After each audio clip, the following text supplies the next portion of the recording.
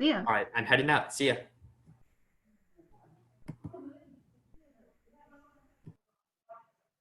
All right. Hello everyone. I'm Isabella. I'll be teaching ACT, so that's a thing. Uh, Give me one moment to share my screen, and I do have some slides prepared. So just give me one moment. Um,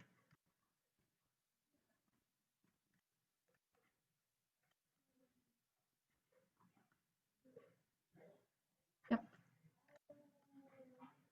All right. So let's go ahead. So let's talk about the ACT. So, just a quick introduction of what this class is going to be about and the test itself. So, since you're taking this class, I'm going to go off the assumption that you probably know what the ACT is, but let's just do a quick rundown. It's a standardized test that is pretty similar to the SAT. Like the names sound pretty similar. They're not both run by College Board. So, it's a standardized test with four, technically five, but I won't be covering writing in here. All these are multiple choice. Um, and most of these should be decently reminiscent of your typical SAT. Oh, that was an accident. They should be reminiscent of like SAT with the exception of the science section, which is probably pretty new, but you don't have to worry about it too much. So I made like a little table to show how many questions, how many minutes each takes. So English is 45 minutes and 75 questions, math is 60 minutes with 60 questions, and reading and science are both 35 minutes with 40 questions. Um, so yeah. And then the essay portion is like you have 40 minutes to like compose an essay. But yeah. If you have any questions, you can drop them in the chat. So yeah. So about me. Hi, I'm Isabella Kwan. I'm a rising junior at Westlake High School at Boston. I took the ACT last year and I got a perfect score. ACT, let me think of, I don't actually remember right off the top of my head what it actually stands for. Um, it American College Testing, apparently. Okay, I learned something new today. I'm a rising junior at Westlake High School in Austin, Texas. I took the ACT last year and I got a perfect score. I got a 36 on each section as well as qualifying for MOP. That's a math thing. I really love playing Pokemon or writing for fun. It's really nice to meet you guys.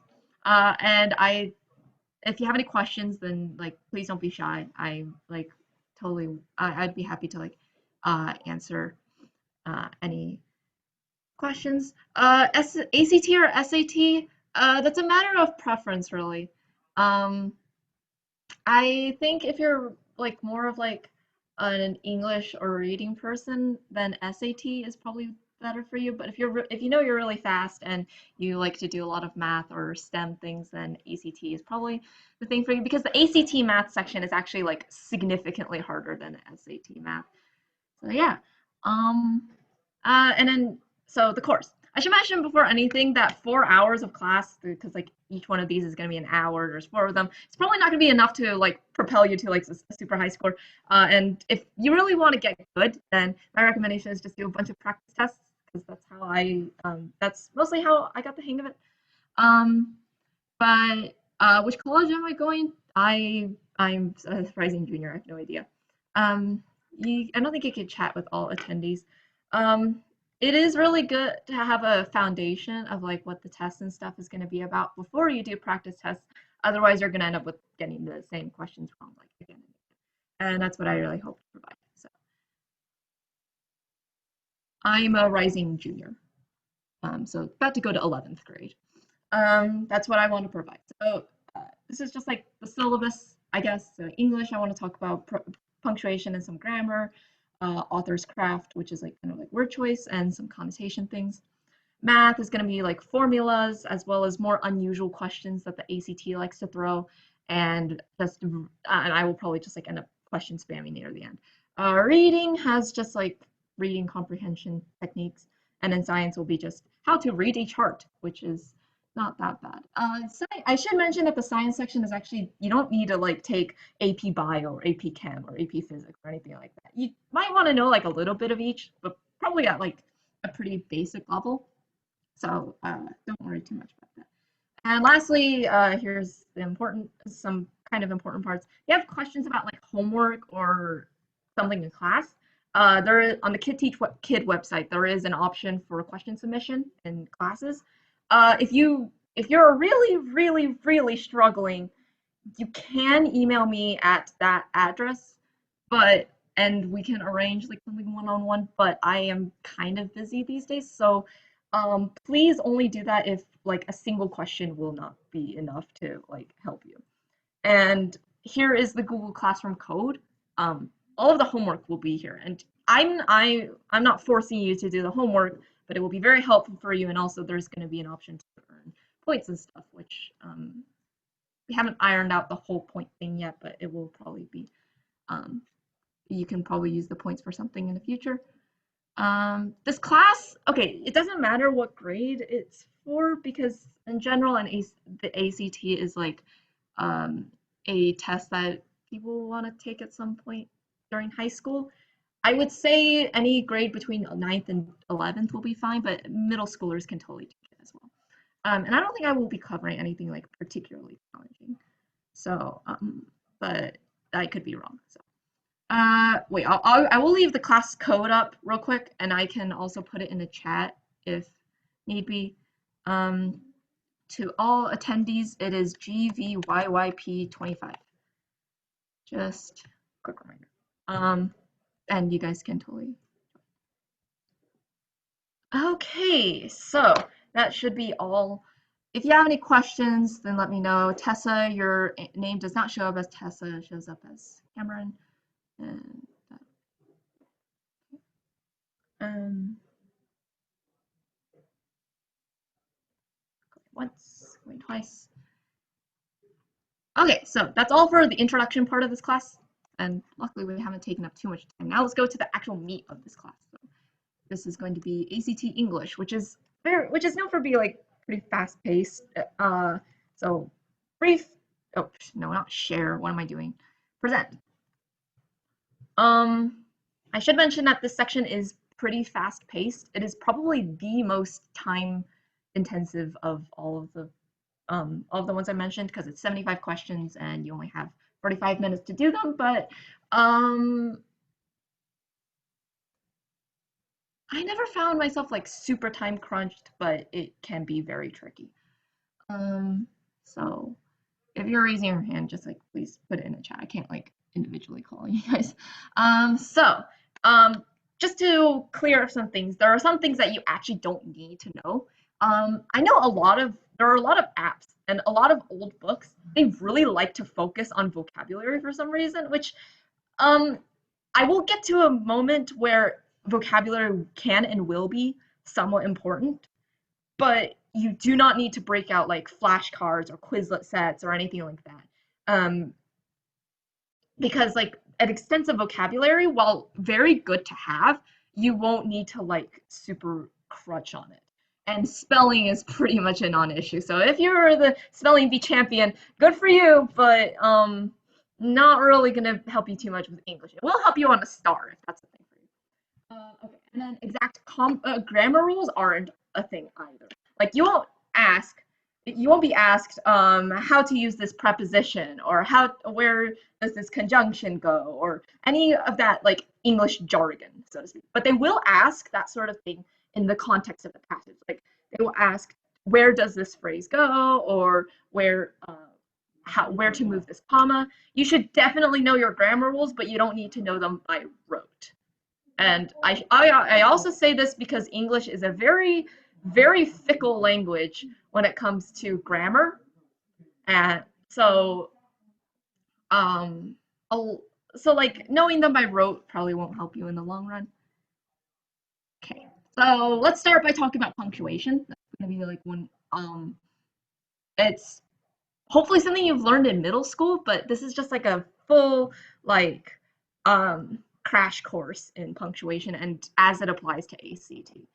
So one of the big keys to ACT English is punctuation, and these things are going to be like your bread and butter.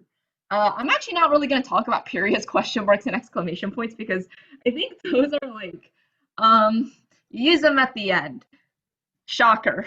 But commas, apostrophes, colons, semicolons, and dashes, they're all definitely a fair bit trickier.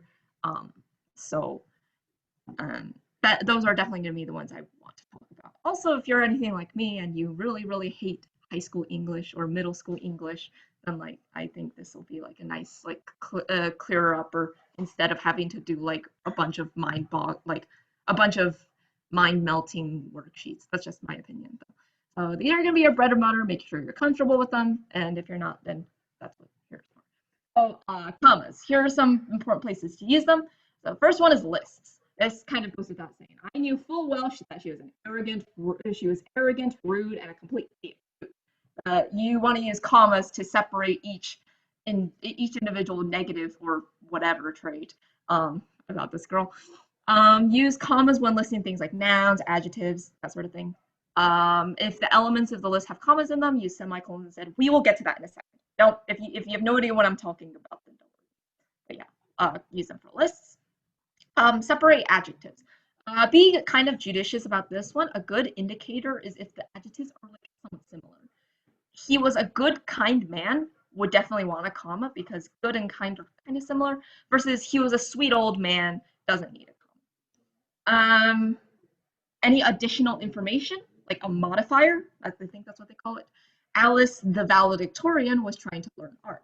I, however, was done with her BS. Like those are kind of like, however, the valedictorian, that sort of thing. And lastly, introductory statements. In doing so, comma, I had meddled in something that I have no knowledge about. Notice that the in doing so applies to I. That's it for commas. And then we'll talk about how not to use a comma. Um, so, continued. Comma slices are bad.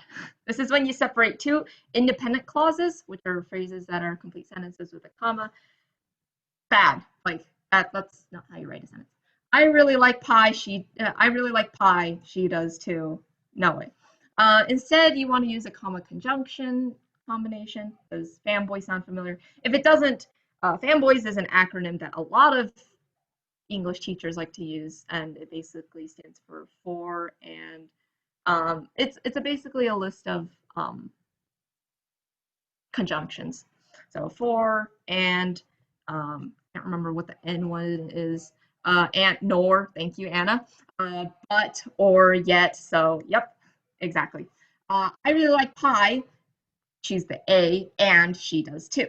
So here's kind of an example. Garrett and Declan went to the market. They wanted to buy some orange juice. How would you fix that? This is definitely a comma splice because Garrett and Declan went to the supermarket. That's an independent clause.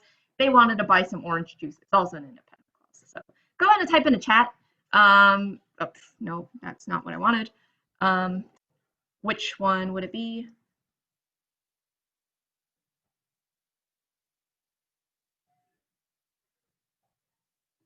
One time is enough, by the way. I can see that, like, and I think everyone's getting it right. So yes, it is C. That's correct.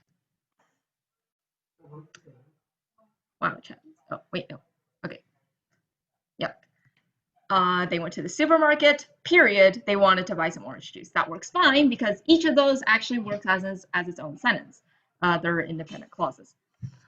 Um, So here's a legitimate question from an actual ACT.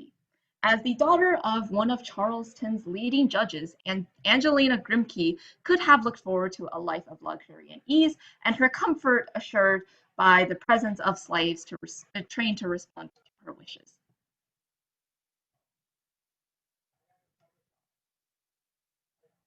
This one's kind of tricky.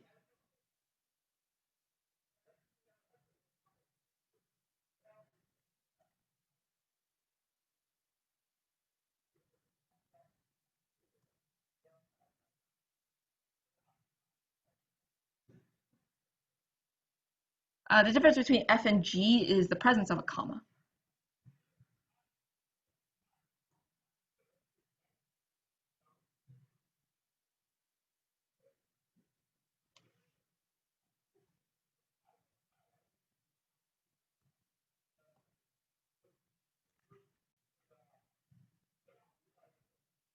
I'm seeing like a variety of different. Oh, nope, nope. Go back.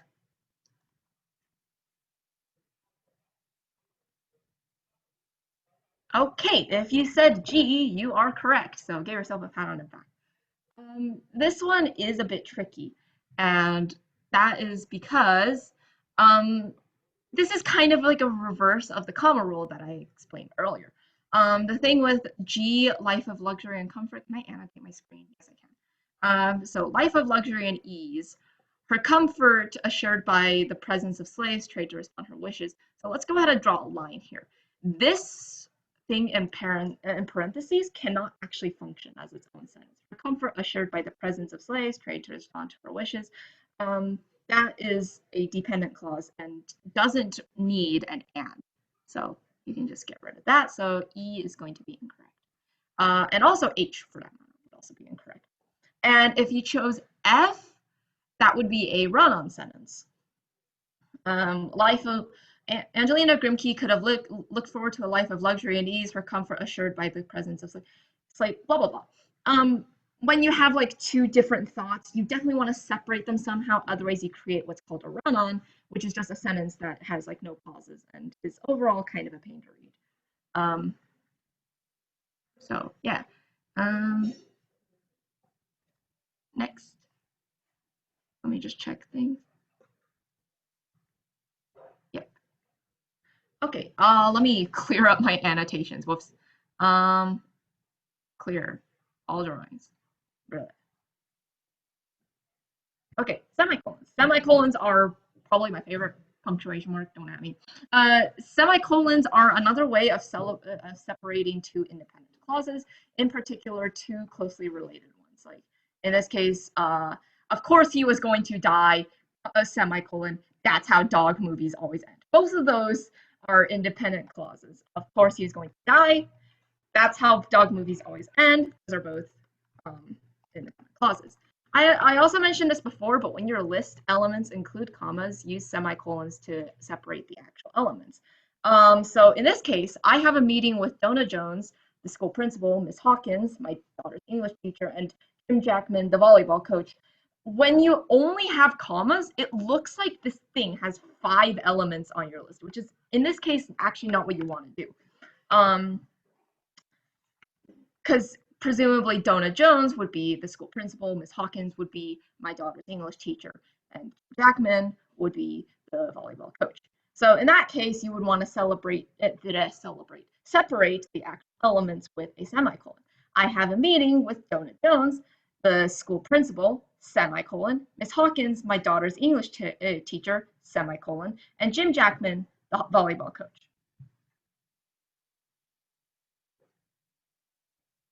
Okay.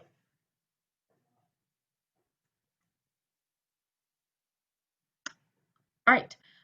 There are 3 situations for colon usage. One is before a list. I have done exactly 3 things during quarantine: sleeping, eating, and playing video games. That's not a healthy lifestyle. Um, so that's one way. As an explanation, expand on what you're talking about. See what I did there? Haha, I'm so funny. I was lounging in my favorite place, on a private balcony on an expensive cruise ship. I wish. And before a quotation. She said the coolest line in a movie. I don't even care. So that's that. So list, explanation, quotation. You could remember it as LEQ, EQL. I don't know. Just like pick whatever acronym. I don't think colons are like. Oh, I forgot to mention something else. Well, actually, nah. But yeah, don't try not to mix up colon and semicolon usage. That is also a thing.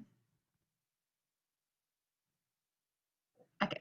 And lastly is apostrophes. And I see a lot of people mix this one up, so definitely want to listen in. This will be the last punctuation mark that we'll talk about today. I know I didn't talk about dashes, but dashes are relatively similar to colons, but not quite. This will be the last mark that we talk about today.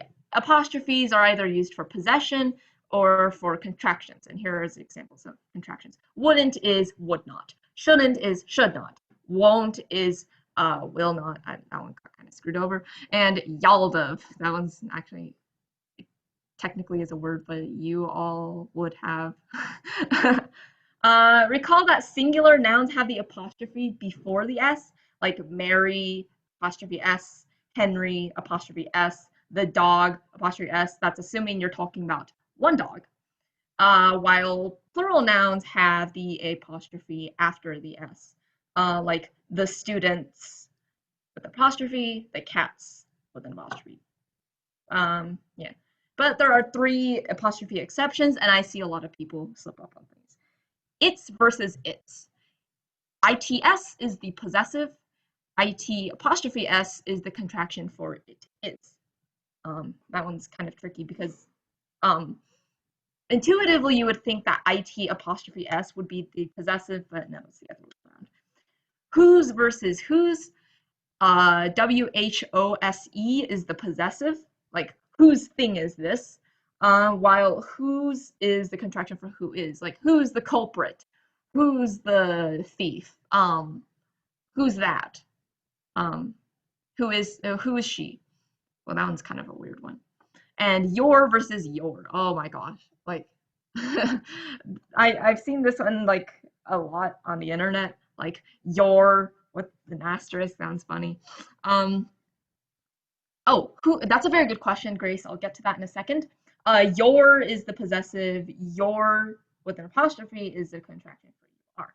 So Grace just asked a really good question that I realized I never actually tackled in my slides. So let me do like a very brief like deviation from what my slides are. So whom versus who. And the way I like to think about it is if you can replace the who with, in this case, he or she, then you've got like, then it will be who. If you replace the whom with him or her, then it would be a place to use whom. So let me think of an example.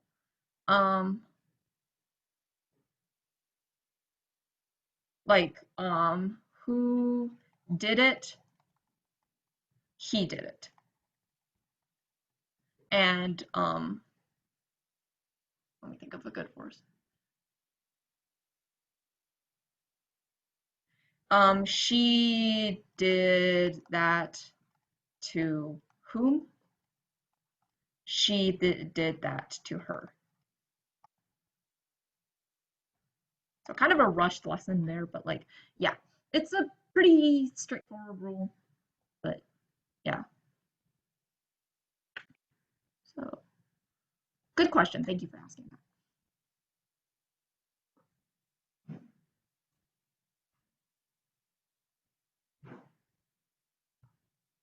Okay, I should probably clear all my drawings.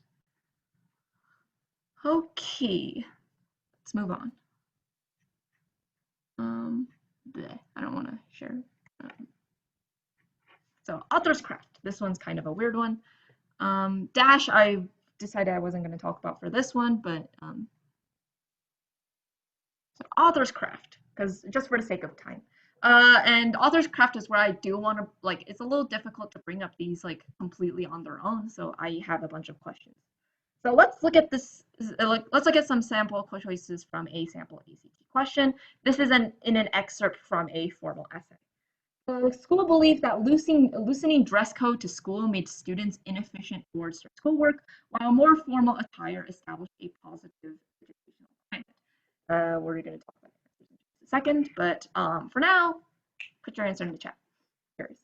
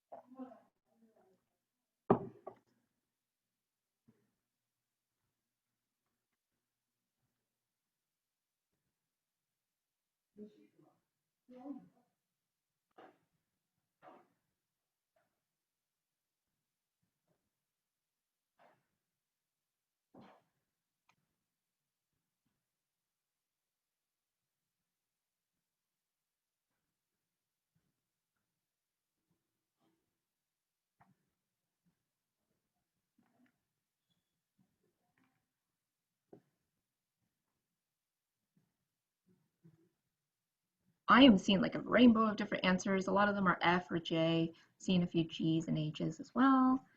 Um,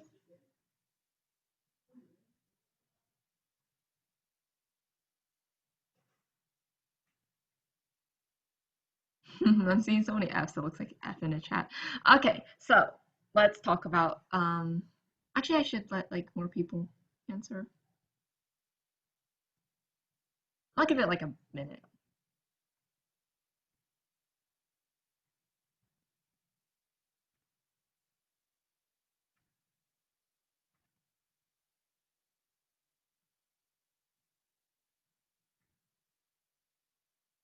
Um, if you're sending it to all panelists, then it's already privately, so don't worry.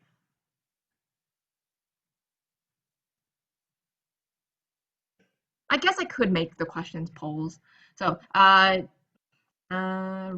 poll. Wait, no, no, wrong one. Let me create a different poll.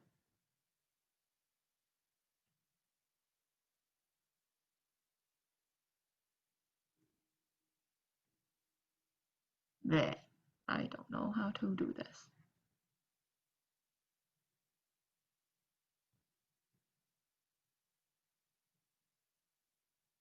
Meh, you know what? This is fine. Um, okay, let's go ahead and talk about this one. So, if you said J, you are correct. Give yourself a pat on the back. I can totally see why F would be like a good answer, but let's talk. I have a slide and when explaining why. So the answer is J. G and H can be eliminated because I mentioned that this is a formal essay. That right there. The ACT won't actually tell you that, but the ACT won't actually tell you that, but you can scan through the rest of the passage to see if it's like really formal. Generally, it will. Like, and if not, you won't want to use slang. Like in this case, blow off or bored to tears, like those are both kind of slang, and they're generally used in a much more informal context. I have actually yet to see an ACT question where the answer was slang, and they ask questions like this a lot, but like not once have I seen one where the answer is like actual slang. Take this with a grain of salt. There is a chance that they could have like a really relaxed essay and the answer is slang, but I have not seen that. And so G and H are going to be wrong because of that. So between F and J, which one is it? So this is where instead of going from tone, it's about like words in general. Like towards is usually following an attitude. Like you feel enthusiastic towards this, you feel apathetic towards this, but inefficient is actually more like ability or skill, like the speed of your working. So J is the better choice to use with towards because it says indifferent or whatever else, lax. Yeah, lax or indifferent towards. Um, if it said inefficient at their schoolwork, then that would be fine. So if you put F, then like good try, but that's like, and I can totally see why that's like kind of tricky. So just checking the chat. Okay, so let's move on to connotation, and this is where you may want to like throw out the idea of the vocab being like completely useless because in this case, connotation is really handy. So the passage in question is, many people might be surprised to learn that the American way of computing a person's age differs from the traditional Korean way. In Korean tradition, a person is considered to be already 1 year old at the time of his or her birth. As a child growing up in two cultures, I found this contest a bit confusing. So let's. By the way, if you guys don't know about okay, if you want to know what connotation is like the implied meaning of the word. Denotation is the exact meaning, but like the kind you'd find in a dictionary. But connotation is more implied.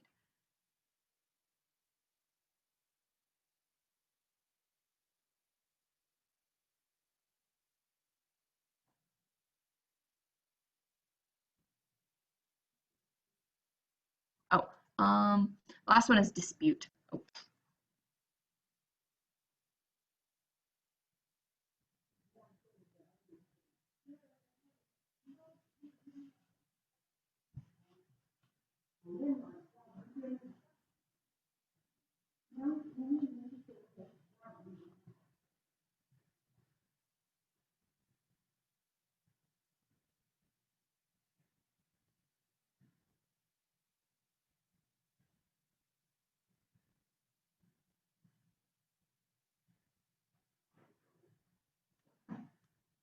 come on, I'm trying to find out what the heck.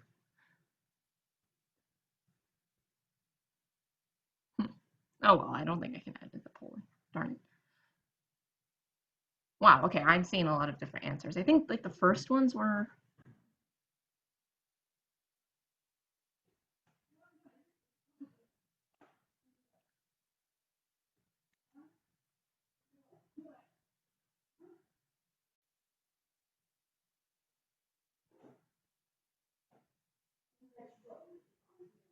Yeah, I probably can't, but I'll do that next time. Oh, didn't mean to stop that. Okay, let's go ahead and talk. That. So this one is kind of tricky because all of the words are at least like kind of similar. They're not exact synonyms, but this is why we want to look at the connotation. So F and J are quickly eliminated. The answer is H, by the way. It's H. Choice F is incorrect because the word contest actually implies like competition between two parties. But that's not quite correct as given in like the opening paragraph because there's no real competition. Like they're not trying to get this whoever this narrator is to like um to be faithful to like whichever culture. Um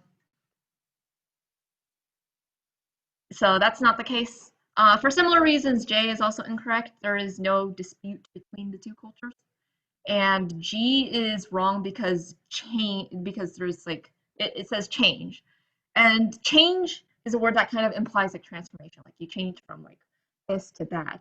I um I used to be really annoying, but now I've changed. I used to really hate math, but now I've changed. That sort of thing. So there's but again, the opening paragraph doesn't support that. This narrator is not turning from Korean to American. It's just um, as choice H would imply, difference. It just means that the American and Korean cultures, they're not arguing, they're not competing at anything, they're just like kind of mismatched. So vocabulary is not that important in terms of like rote memorization, but the more words you know, the more comfortable you will be for like this sort of connotation question. Yes, I guess I could make a poll. I cannot figure out how. No, stop share results.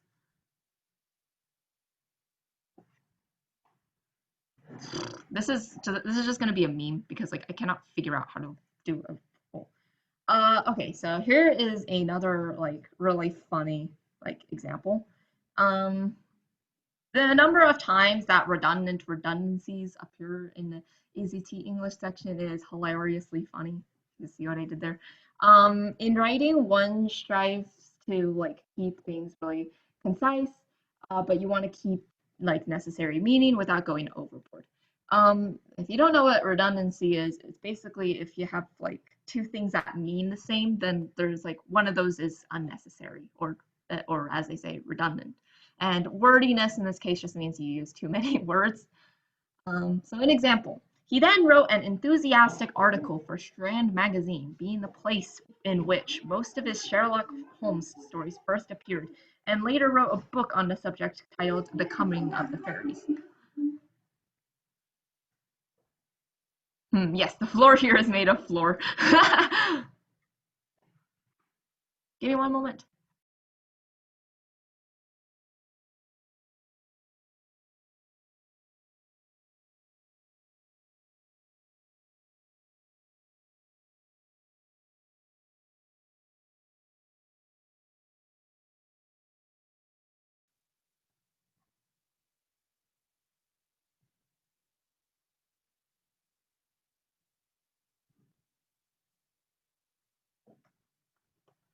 Also, I think at this rate we might actually like run out of stuff. So I might just like pull some questions and we can like work on them. Yeah, I probably should have done that.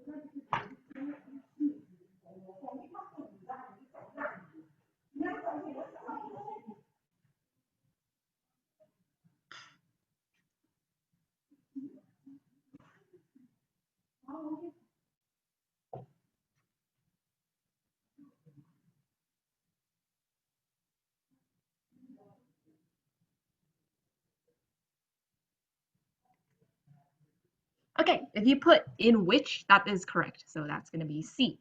Very good.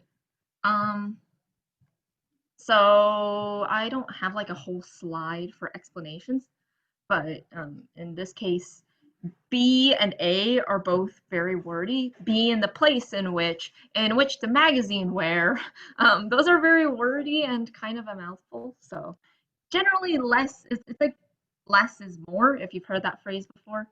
Um, so that leaves it down to C and D. And being where also sounds kind of strange, um, because it's more of like in this magazine, most of the stories are printed instead of being where whatever. It's kind of a weird explanation, but being where just sounds kind of wordy. But yeah, less is best. Thank you, Aiden. Okay, now let's do like another wordy one. So he began to calculate annual tables of yearly sets of astronomical data, which became the basis for almanacs published under his name from 1792 through 1797. You don't need a reason here, just like put in the chat.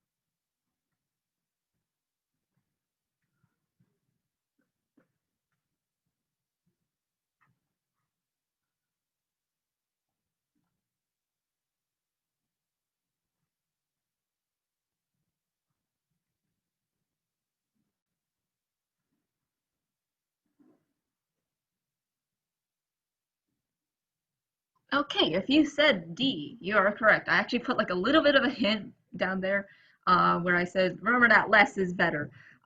So I, someone in the chat, I think it was someone in the chat actually did say this, but annual tables, there, it already says, okay, let me annotate. Can I? So annual tables. Annual means yearly. So you basically don't need this like at all, or you don't need a year's worth, or you don't need about 12 months. Yeah, this is kind of a troll question, but it is actually D. So congrats to everyone who got that. Well done. Okay, you don't need to spam. Yeah. So less is better, and Make sure you determine whether a particular phrase or term is necessary or not. Does it convey information that other words do not? And yeah.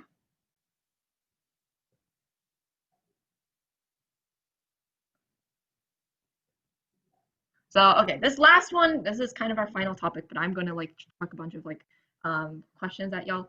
Our final topic is one that I see a lot of people slip up on. When you have a ton of adjectives, what do they apply to? Let's look at some examples. Edgar Allan Poe is revered for his frightening and stylish stories by literary critics, many of which appear in high school textbooks. This is actually really tricky, and I definitely got fooled by it at first. So give it a good thought, give it a little thinky think, and put your answer in the chat. So.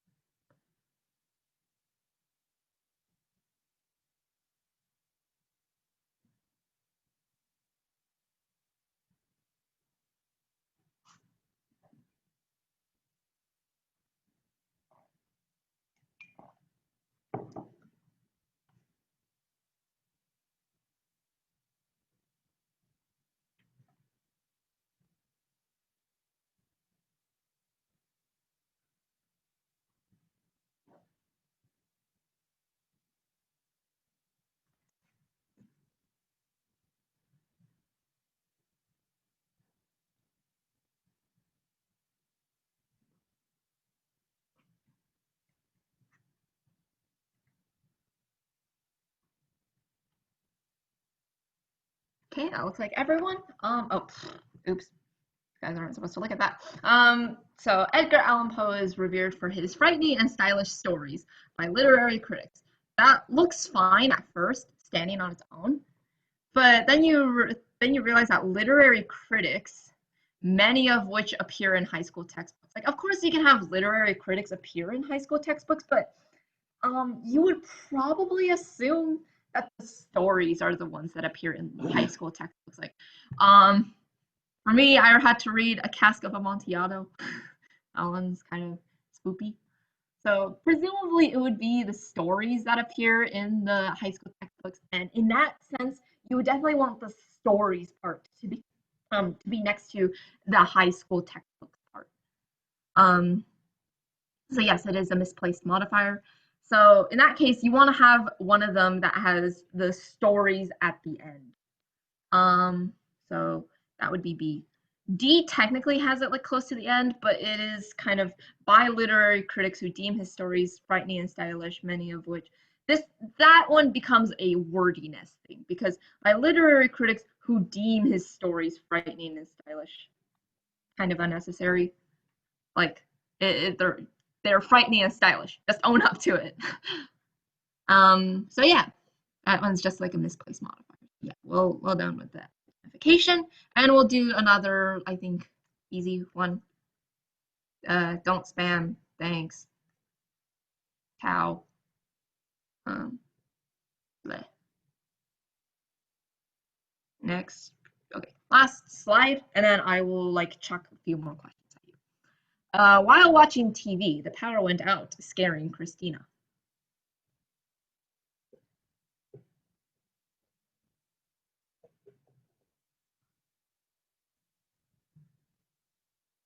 Oh, the answer was B.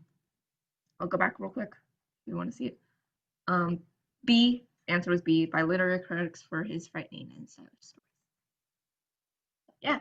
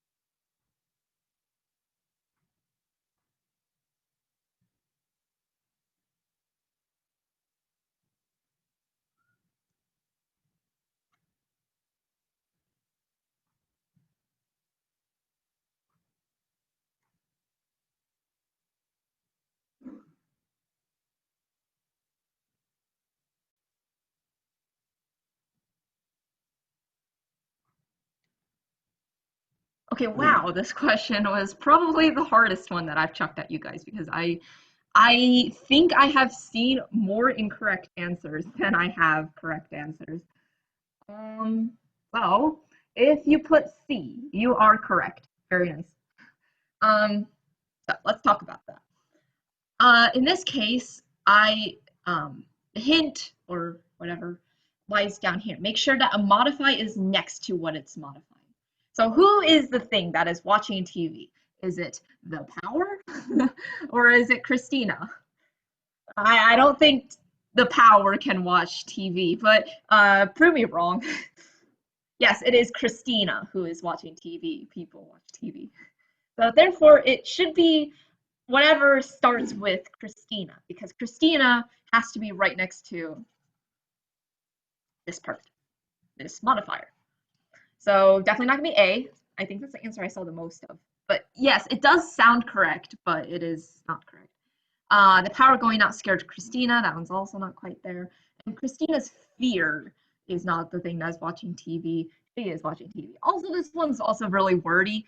Christina's fear was inspired. Like, sheesh, what are you doing? Are you like getting paid for the word? But no, it is Christina was scared by the power going out. Yeah, because it starts with Christina, who is watching TV. Answer C. Okay, so this is a very, so I'm gonna go ahead and stop sharing real quick. I'll leave this up for like a couple seconds. Christina Power. So I'll clear all drawings and I will very briefly stop sharing. So in this case, if you have any questions, put them in Q&A and I can go over anything else. Otherwise, I'm going to grab a few more questions and we'll spend like the last 15 minutes like working through maybe like 5 or 6. Yeah, I will see you in just a moment and feel free to put questions in the Q&A.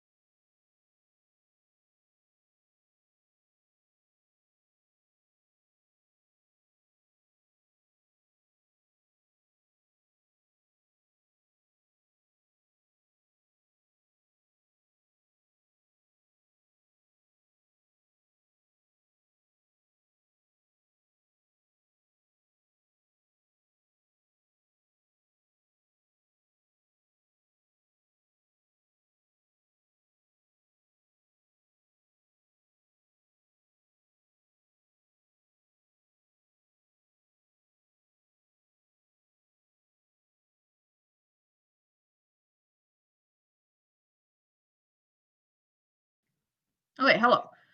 Is it required to use the Oxford comma on the ACT? Yes, I know I muted myself for a moment so I could type. I'm back though.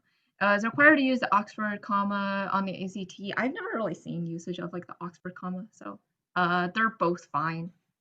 We are doing the other sections in the next weeks. Like next week we're gonna do math, then reading, then what's it called? Science.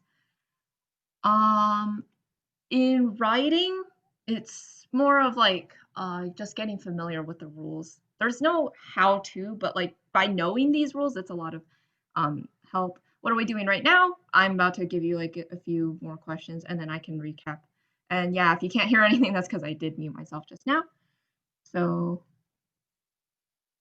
okay, reading section, we will talk about that like in 2 weeks. So, yes, I did mute myself. I will get back to showing what I was talking about. So I grabbed a few questions just like real quick. Sorry if formatting's a little weird, but yeah. So Q1. These are going to be focused on like wordiness and redundancy. I could throw in some connotation questions in there as well, but can't find any quite at the moment. And I think redundancy and wordiness versus um, the other thing, uh, modifiers that are like very, very important. I see those a lot. Also, I forgot to mention that there are some questions that are asking you to like kind of sum up the passage, but that's like more of like a reading thing, and I can talk about it then. So anyway, go for this question. All of the following are appropriate placements for the underlined section, not sections, that's the typo, except, so which one does not work? So where it is now, like, is this fine or is it not? At the beginning of the sentence, you can adjust capitalization, so don't worry about that. After the word missionaries, fix punctuation as well, or after the word guitars.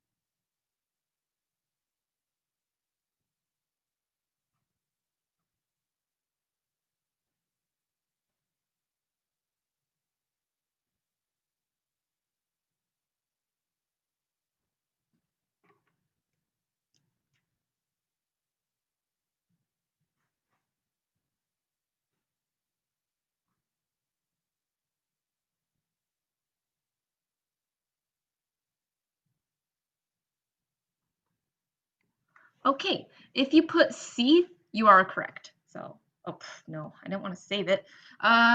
So let's talk about like kind of the sentence structure before we talk about why it is. So the sentence structure basically says that, oh, I have no idea what this thing is. In the 1700s, this is like the time period first encountered that. We don't need to worry about that. The guitars of Spanish missionaries. That itself is a phrase that you don't want to break up. And this is good. So where it is now works fine. The Odom in the 1700s, probably want to put commas there, but I mean, it's not terribly necessary. First encountered the guitars of the Spanish missionary. That's fine. At the beginning of the sentence in the 17th. So it's a good strategy that I forgot to mention before is reading it to yourself. If you can read it in your head, that's great. If you have to like whisper to yourself, that's also probably fine. Just don't be too loud if you're taking like the actual test. But I find it really helpful, especially with questions about commas, because it really helps me like think of where a good pause might be. But in the 17th, but also in this case, like you can see where like any disruptions might occur. In the 1700s, the Ojo Dom first encountered the guitars of Spanish missionaries. Still gets the same meaning. In that time, they first encountered blah blah blah. Guitars is where we have issues because it disrupts that phrase. first encountered the guitars in the 1700s of Spanish missionaries. Because you're wondering, is it the guitars of the 1700s? What? Like, that's kind of confusing. And after the word missionaries, the Odom first encountered the guitars of Spanish missionaries in the 1700s. That still works fine. The timing's a little bit weird, but yeah. Okay, now let's move on to the next one. We got like 5 more minutes. So, bleh. Oh, yeah, I forgot to clear. Drawings. What school is the school that you're in? I said it was Westlake. Westlake High School. Suggested to me the new mystery novel. This one's a train wreck of a sentence. By me the new mystery novel, supposedly a page turner. Our book club decided to read it unanimously. Holy! Please don't put A. I think that kind of goes without saying, but please don't put A.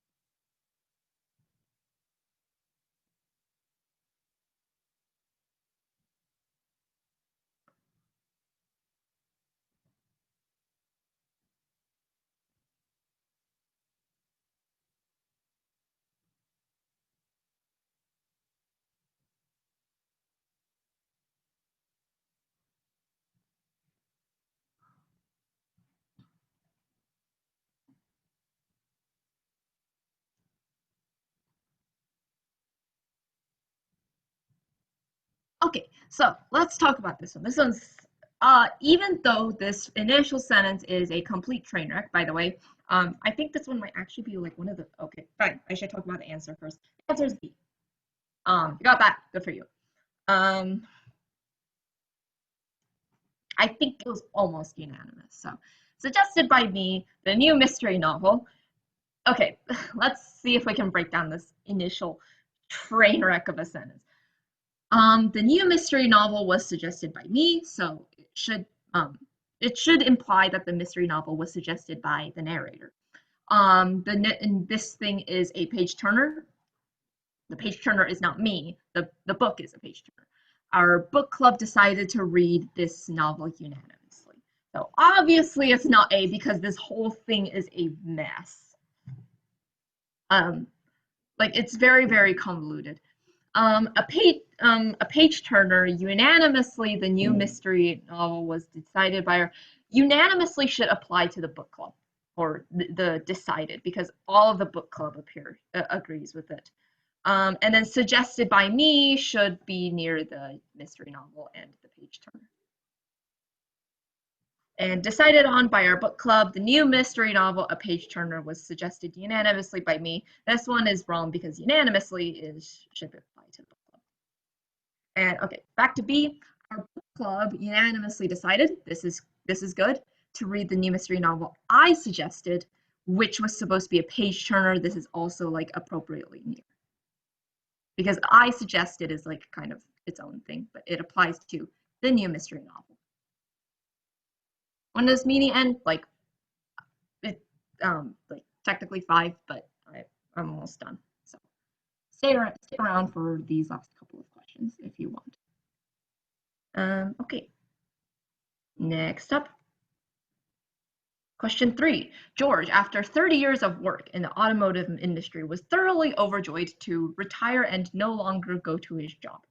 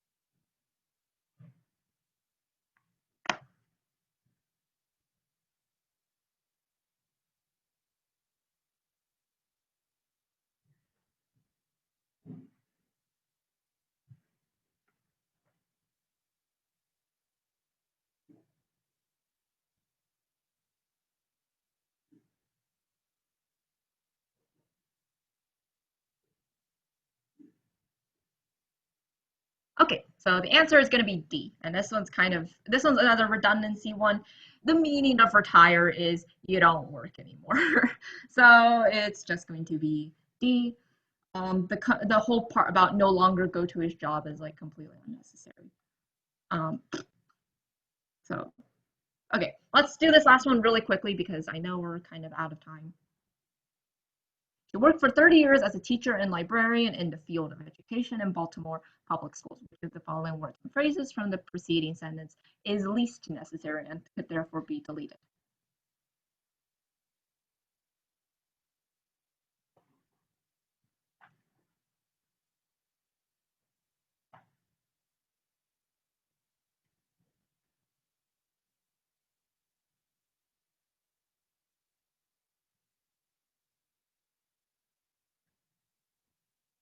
Yep, that's another redundancy question, but a little different.